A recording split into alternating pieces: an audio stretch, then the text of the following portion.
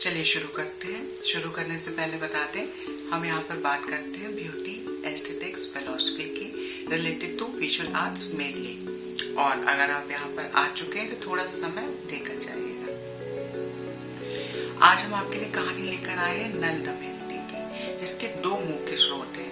पहला महाभारत और दूसरा नैषधचरित, जो कि श्री हर्ष द्वारा रचित एक महाकाव्य है, जिसकी रचना उन्होंने 12वीं शताब्दी में करी थी।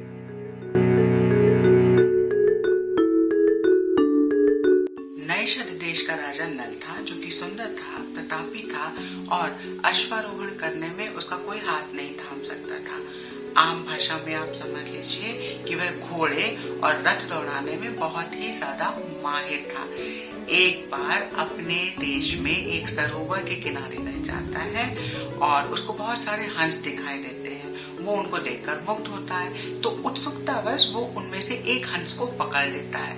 हंस उससे विनती करता है कि उसको छोड़ दिया जाए, तो नल उसको बताता है कि उसने उत्सुकतावश उसको पकड़ लिया है और नल हंस को छोड़ देता है। छोड़ने के बाद हंस जो है नल से बहुत सारी बातें करता है और बातों ही बातों में विदर्भ देश की राजकुमारी दमयंती की सुंदरता का बखान वो नल के समक्ष करता है।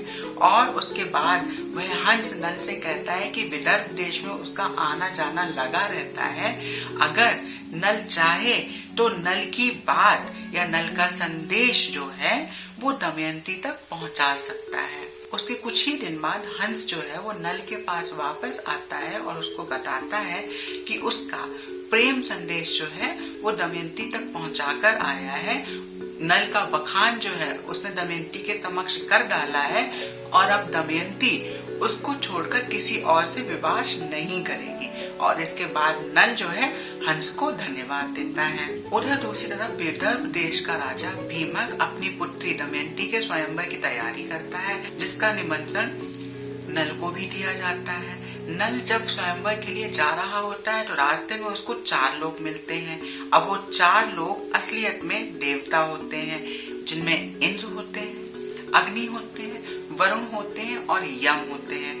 बातों में उनको पता चलता है कि नल जो है वो भी विवाह करने जा रहा है दमयंती से, और नल को भी ये पता चलता है कि ये जो देवता है ये भी दमयंती से विवाह करने के लिए उसके स्वयंवर में जा रहे हैं। देवता होते हैं, उनका आत्मविश्वास थोड़ा सा डगमगा जाते हैं, तो वो नल से एक वचन लेते हैं और बाद में नल से कहते हैं कि उन देवताओं का बखान जो है वो दमयंती के समक्ष जाके करे और दमयंती को इस चीज पर राजी करे कि वो देवताओं में से ही किसी को चुनेगी। नल जो है बहुत ही निराश होता है, लेकिन क्योंकि वो वचन दे चुका होता है इसलिए वो दमयंती के समक्ष जाता है और देवताओं का बखान करता है और दमयंती को प्रेरित करता है कि वो देवताओं से विवाह करे। जिसके विपरीत दमयंती इस चीज को नहीं मानती और वो कहती है कि मन ही मन वो नल को अपना पति मान चुकी है और देवताओं को जाकर ये संदेश दे दे।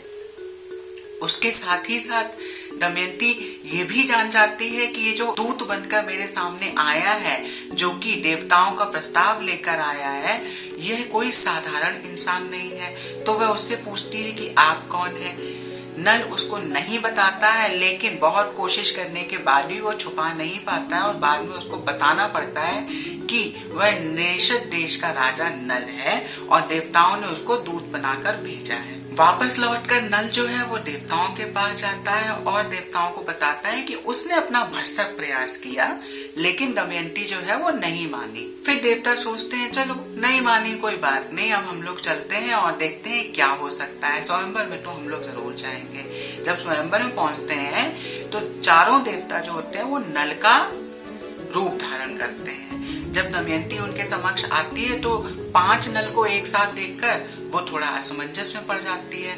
तो मन ही मन वो सरस्वती को याद करती है, देवी सरस्वती को याद करती है और उनसे कहती है कि आप मेरा मार्गदर्शन करें। लेकिन देवी सरस्वती जो होती हैं वो भी असमंजस में पड़ जाती हैं। तो इसके बाद वो देवताओं से आग्रह करती है कि उसकी इच्छा और उसके प्रेम का देवता सम्मान करें और अपने असली रूप में आए, ये सुनने के बाद, ये जानने के बाद देवता जो है वो अपने असली रूप में प्रकट होते हैं और दमयंती असली नल के गले में अपनी वरमाल डालती है और इस प्रकार से दोनों का विवाह हो जाता है और सारे देवता उनको आशीर्वाद देते हैं। अब उसके साथ साथ अग्नि नल को एक वरदान देते हैं कि वो कभी भी किसी भी प्रकार से अग्नि प्रज्वलित कर सकते हैं, बिना किसी पत्थर के, बिना किसी चिंगारी के। वो जब चाहे जैसे चाहे अग्नि प्रज्वलित कर सकता है। और ये वरदान देने के बाद देवता स्वर्ग को चले जाते हैं और नल और दमयंती नैषध देश में चले जाते हैं। दोनों ही सुखपूर्वक रहते हैं, कई वर्षों तक रहते हैं और अपना परिवार आगे बढ़ाते हैं।